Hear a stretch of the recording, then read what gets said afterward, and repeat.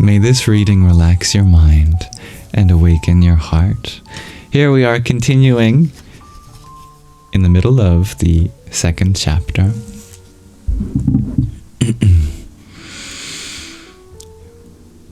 We continued our expedition. Using a little bit of the money we had saved for boat fares, we hitchhiked to the Hook of Holland and took a ferry across the English Channel to United Kingdom. Grey clouds discharged a misty drizzle. The ship surrendered to the movement of the waves below, slowly moving up and down. As we lunged forward, cutting into the choppy sea, I mused on where I was heading. At 19, I ought to be preparing for a career, but I had no inclination to do so. Where was I going? Why couldn't I focus seriously on anything besides the ideals that filled my head? I had a vague concept of spirituality, but no hint of my future. I spotted a row of life preservers fastened to the side of the ferry and prayed to be thrown such a life preserver to rescue me from the sea of uncertainties. If a person does not have an ideal he's ready to die for, I recalled, he has nothing meaningful to live for. I left my homeland in search of that ideal, but I was like a leaf careening in the wind, not knowing where I was going. Suddenly, the stunning white cliffs of Dover appeared from behind the cloud of fog. The ferry soon docked at the coast, and we were funneled through British immigration. The officials stared at us with suspicion. Gary was about 5'8" and lean, his flowing brown hair, beard, and striking face evoking the frequent comment that he resembled Jesus Christ. He wore blue jeans, a green t-shirt, and canvas shoes. A raggedy old U.S. Army surplus backpack and sleeping bag were strapped to his shoulders. As for me, despite my long hair, my childish face could not for the life of it grow a mustache or beard. I wore grey pinstripe jeans, a grey turtleneck, and a black vest. For those who knew me, this simple black vest had become my trademark. I wore it every day for well over a year. A faded brown duffel bag and a sleeping bag were slung over my shoulder, and moccasins covered my feet. Standing in line, we were the targets of unsavory stares and comments by government officials.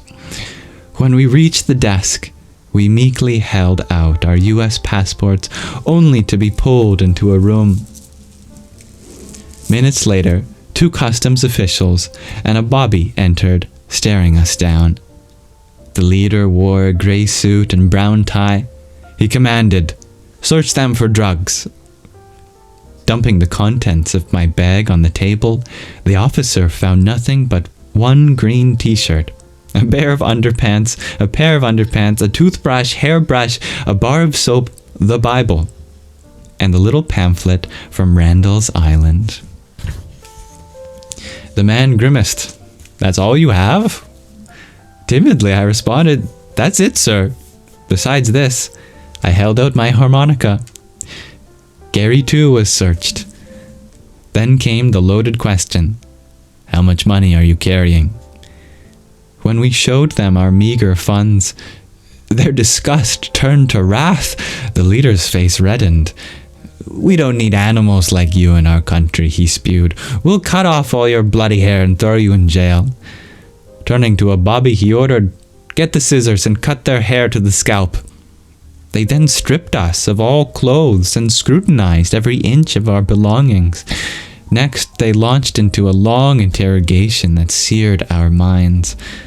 Finally, with the words, "You're in big trouble," they stormed out of the room.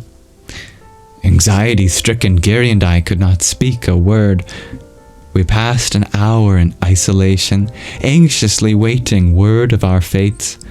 Eventually, 2 bobbies flung open the doors, grabbed us by the arms, and drove us down a corridor. When we reached customs, they shoved us through the gate with the words, "One wrong move, and you're in jail." They stamped our passports, and we were free. Still shaken, we found ourselves on the roadside, grateful for the beauty of the English countryside, our thumbs out. A car stopped and we jumped in. A young girl and her boyfriend smiled while their Scottish terrier leapt on our legs. "Where are you going?" the girl asked. "We're not sure," Gary answered. The boy swigged from a bottle of beer and said, "We're travelling ahead to a rock festival at the Isle of Wight. It'll be a jolly good time. Why not join us, mates?" Gary and I smiled in agreement, and we were off, the barking terrier licking at our faces. We crossed by ferry to the island and were soon cast into the swarming multitude of counterculture. The enormous gathering was set amid green hills and valleys. At the fences, angry police with attacked dogs battled against ticketless pilgrims as the bands played on. 3 days and nights of sensational performances were in full swing. Marijuana smoke filled the air, and people were dropping acid left and right.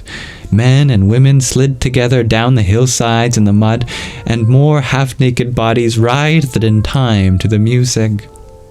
One night, while rains poured out of the sky, Gary and I were not far from the stage when Jimi Hendrix came on to perform.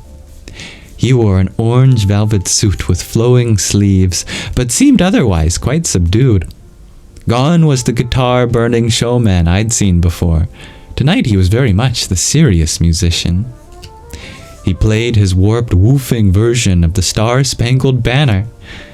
Here was one of the icons of my generation, the prophet of the counterculture, delivering a message of freedom to express oneself without taboos, of rebellion against the establishment. To my mind, the message was to follow my heart regardless of popular opinion. The music was thunderous and seemed to shake the hills, stir the sea, and scatter the clouds. But the silent call within me, one I couldn't yet name, seemed louder still.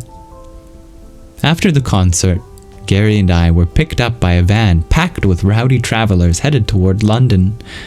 Seeking refuge, I looked through my bag and picked out the pamphlet the strange monk on Randall's Island had given me. On the back cover was a photograph of a man sitting under a tree. His large, almond-shaped eyes appeared to be glistening with ecstasy. Although he was very old, his expression shone with the innocence of a child. He was dressed in a turtleneck, and his smile radiated peace. I did not know who he was, or even where he was from, but I was struck. If anyone in this creation has spiritual bliss, I thought, it's this person. Sometime later, we were staying in a small apartment in the suburb of London with some brothers we'd met at the Isle of Wight. One of the brothers was reading the newspaper. His face turned pale as he looked up and groaned. "What is it?" we asked him. "I've got bloody bad news for you, mates. Jimi Hendrix is dead." "No! What happened?" I asked. Our host placed the newspaper down as if in slow motion. The London paper says that last night he overdosed on sleeping pills and choked on his vomit. Gary dropped his head into his hands. I felt as if the wind had been knocked out of me. What should I learn from this? I asked myself. Hendrix had everything the world craves, and at such a young age, wealth, fame, and amazing talent. But he was dissatisfied. This idol for our generation became a victim of his own excesses. Thousands were proclaiming sex, drugs, and rock and roll as the progressive way to live. Freedom was their highest value, but were they really free? I thought of all the wonderful people I'd met who were part of the counterculture, but also of those who seemed merely wild and ungrateful. I thought of how gratitude had been the most important value my mother and father had taught my brothers and me. Did I really want to be a part of all this? I certainly didn't fit in with my parents' generation. Where would I fit in? Please, God, show me. With these thoughts, I offered a prayer for Jimi. I was already beginning to feel disillusioned with the movement that I had rejected social and family norms to join. I'd once had a dream that the counterculture would create an enlightened world, but now I felt that the more destructive elements of the movement, such as rebellion for rebellion's sake and for the sake of personal pleasure, had won out. With the useless, tragic death of Jimi Hendrix, my dream had all but died.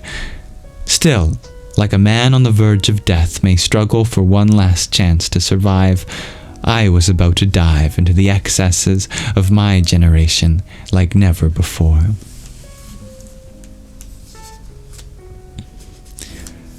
Let's pause our reading of the journey home there for now.